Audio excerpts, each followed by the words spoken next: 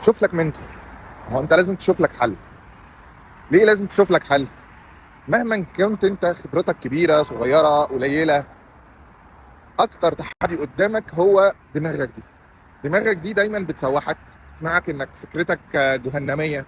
طريقه طريقه تنفيذك وتخطيطك للي انت عايز تعمله ما فيش زيها. ولكن في الحقيقه يعني انت خيبتك تقيله جدا يعني.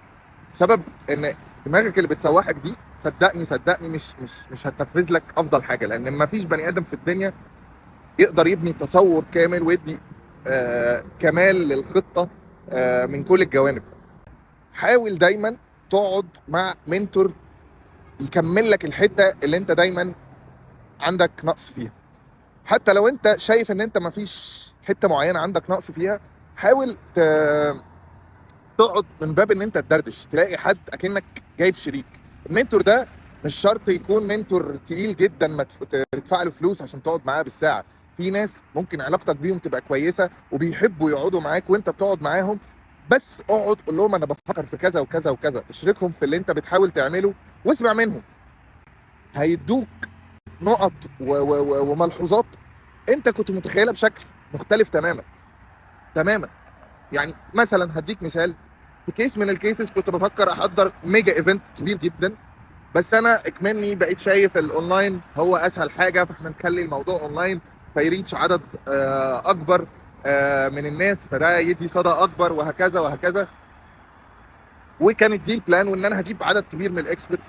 قعدت مع حد من المنتورز العزاز عليا يعني، وكنت بتكلم معاه وبقول له اللي بفكر فيه.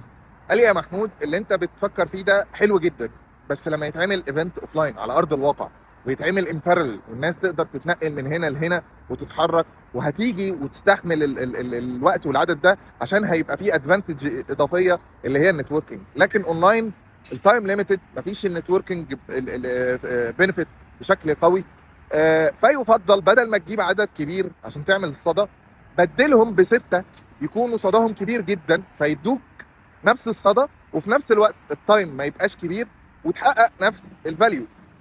لما بدات اسمع منه، هو اللي قاله ده مش جديد بس ما كانش في بالي.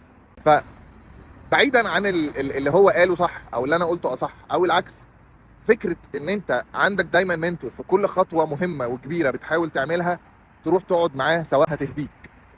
فلو ما عندكش منتور، شوف لك منتور. ده اكتر درس اتعلمته بعد اكتر من 15 سنه شغل في البيزنس. اتمنى تشكرني بعد كده، ما تنساش تتابعني. السلام عليكم.